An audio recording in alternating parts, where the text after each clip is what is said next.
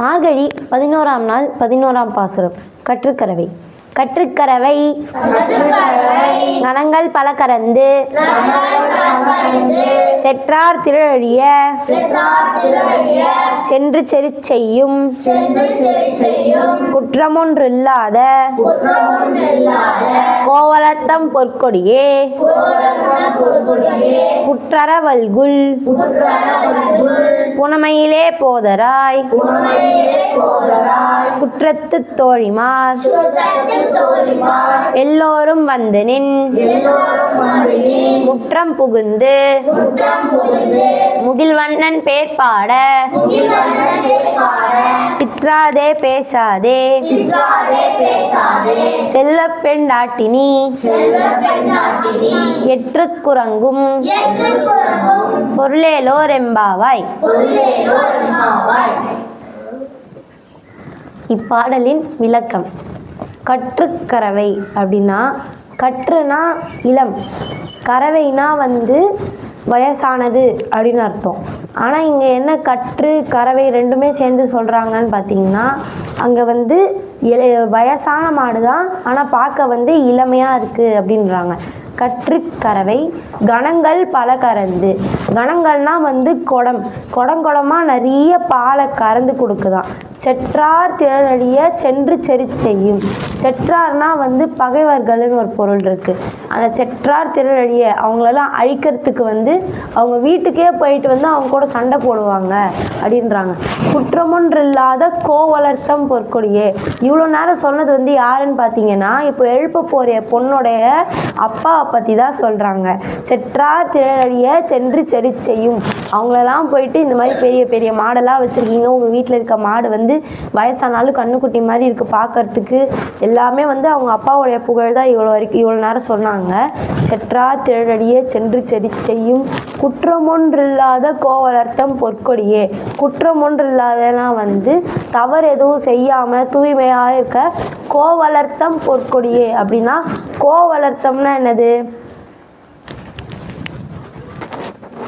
கோவலர்த்தம் அப்படின்னா அந்த கோனா பசு, வளர்த்தம்னா அந்த பசுவை வளர்க்குறவங்க. அந்த பசுவை வளர்க்குறவங்கனால அது கோக்கு 3 பொருள் இருக்குது. ஒன்று பசு, இன்னொன்று அரசன், கோக்கு கோவில் அப்படின்னு சொல்லலாம்.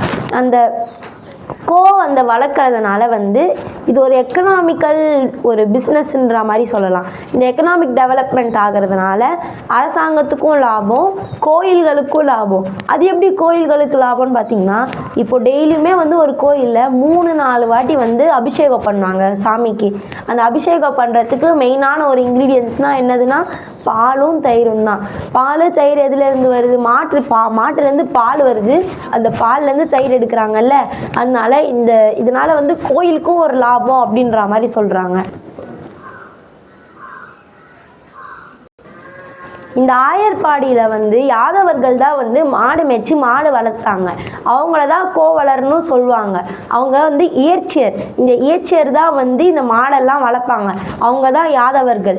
அவங்கெல்லாம் மாடு வளர்க்குறதுனால அந்த மாட்டிலேருந்து கிடைக்கிற அந்த பெனிஃபிட்ஸ்னால நிறைய நடக்குது. நம்மளுடைய கவர்மெண்ட்டுக்கும் அரசாங்கத்துக்கும் வளர்ச்சி, கோயில்களுக்கும் வளர்ச்சி, அந்த மாடு வளர்க்குறவங்களுக்கு இருக்கிறதுலே ரொம்ப அதிகமான வளர்ச்சி இருக்குது.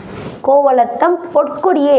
பொற்கொடியேனா ருக்மிணி தாயார் கேள்விப்பட்டிருக்கீங்களா? அந்த ருக்மிணி யாரு? கண்ணனுடைய ஃபர்ஸ்ட் ஒய்ஃப் அப்படின்னு சொல்லுவாங்க. அந்த ருக்மிணி அவங்களுடைய பேர் சான்ஸ்கிருத்தில் வச்சுருக்காங்க. அந்த சான்ஸ்கிருத்தோடைய தமிழோடைய ஆக்கம் யாருக்குன்னா தெரியுமா? தெரியாது. அந்த தமிழோடைய ஆக்கத்தை தான் கோவலத்தம் பொற்கொடியே அப்படின்றாங்க. பொற்கொடினா ருக்மிணியே அப்படின்னு அர்த்தம். அந்த எழுப்புற பொண்ணை ருக்மிணி மாதிரி இருக்க அப்படின்னு சொல்லிட்டு எழுப்புறாங்க அந்த பொண்ணை.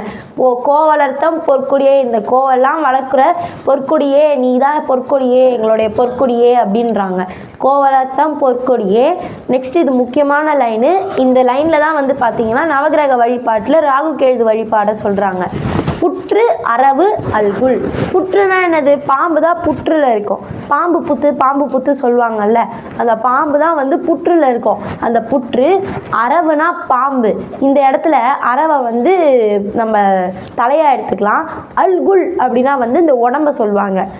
புற்று, அரவு, அல்குல். அந்த அரவன்ற பாம்போடைய தலை தான் வந்து கேது, அந்த வால் தான் வந்து ராகு அப்படின்ற மாதிரி இந்த இடத்துல ராகு கேது வழிபாடையும் சொல்கிறாங்க. புற்று, அரவு, அல்குல். இந்த இடத்துல வந்து பாம்பு படம் எடுக்கிறதா சொல்கிறாங்க. அந்த புற்றுலேருந்து வர பாம்பு படம் எடுத்து காட்டுதான். புனமையிலே போதராய். புனம்னா வந்து காடு அப்படின்ற ஒரு பொருள் இருக்கு. அந்த காட்டுல வசிக்கிற மயில், அந்த காட்டுல சந்தோஷமா நடனம் ஆடுற மயில் அப்படின்ற மாதிரி சொல்றாங்க. அந்த புனமயில், அந்த காட்டுல நீ சந்தோஷமா நடனம் ஆடுற மயில் மாதிரி நீ இருக்கிற, அந்த எழுந்து வா அப்படின்ற மாதிரி சொல்றாங்க. புனமையிலே போதராய், நீ எங்க கூட வரலையா அப்படின்னு கேட்குறாங்க. சுற்றத்து தோழிமார் எல்லோரும் வந்து, சுற்றத்து தோழிமார்னா உங்களை சுற்றி இருக்கிற எல்லா பெண்களும் இந்த பாவை நோன்புக்காக வந்து நின் முற்றம் புகுந்து முகில்வண்ணன் பேர் பாட, உன்னுடைய வாசல்ல எல்லாருமே கூடி வந்து நின்று உன்னுடைய முற்றம் புகுந்து உன்னுடைய வாசல்ல புகுந்து முகில்வண்ணனோட பேர் பாட. முகில்வண்ணன்னா யாரு? கண்ணனை தான் சொல்றாங்க. ஏன் முகில்வண்ணன் அவருக்கு ஒரு பேரு? அவருடைய ஸ்கின்னோட கலரே வந்து பிளாக் தான். ஆனால் நம்ம கார்ட்டூன்ஸ்லாம் தான் வந்து ப்ளூ கலர்னு மாற்றி காட்டுறாங்க. ஆனால் அவருடைய ரியல் கலரே பார்த்தீங்கன்னா பிளாக் தான். அவருடைய அதனால தான் வந்து அவருக்கு ஒரு முகில்வண்ணன். முகில் வந்து இப்போ வந்து மழை பெய்யுதுன்னா அந்த முகில்னா என்னது? மேகம். அந்த மேகத்தோட கலர் எப்படி இருக்கும்?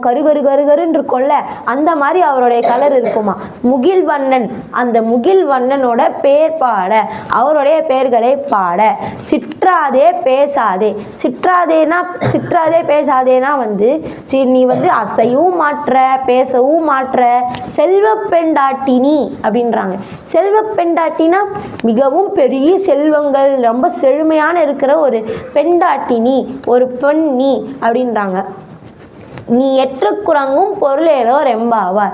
எற்றுக்குரங்கும் சொல்கிறாங்களே, அது வந்து நம்ம எற்றுக்குரங்கும் எடுத்துக்கூடாது. உறங்கும் எற்றுக்கு அப்படின்னு எடுத்துக்கோ. எற்றுக்குன்னா எதுக்கு அப்படின்ற மாதிரி ஒரு பொருள். நீ எதுக்கு தூங்கிட்டு இருக்க, நீ ஏன் இப்படி தூங்கிட்டு இருக்க அப்படின்ற ஒரு அர்த்தத்தை சொல்லு. பொருளேலோ ரெம்பாவாய் அப்படின்னு இந்த பாடலில் சொல்கிறாங்க. கடைசியில் இதில் ஒரு சின்ன சம்மதி மாதிரி என்னன்னு சொல்லணும்னா, ஃபஸ்ட்டு வந்து இந்த பொண்ணுடைய அப்பாவுடைய பெருமைகள்லாம் சொல்லிட்டு, இப்படிப்பட்ட ஒரு அப்பாவுக்கு பிறந்த குழந்தை நீ வந்து இந்த மாதிரி தூங்கிட்டு இருக்க, நீ இந்த மாதிரி பண்ணிட்டு இருக்க, எழுந்து வரமாட்ற, நீ வந்து அசையவும் மாட்ற, பேசவும் மாட்ற, எதுக்கு நீ இப்படி தூங்கிட்டு இருக்கனே எங்களுக்கு தெரியல, தயவு செஞ்சு நீ இந்த தூக்கத்தை விட்டு எங்க கூட வந்து இந்த பாவை நோம்புல சேர்ந்துக்கோ அப்படின்ற மாதிரி இந்த பாடல சொல்றாங்க. ஆண்டாள் திருவடிகளே சரணம்.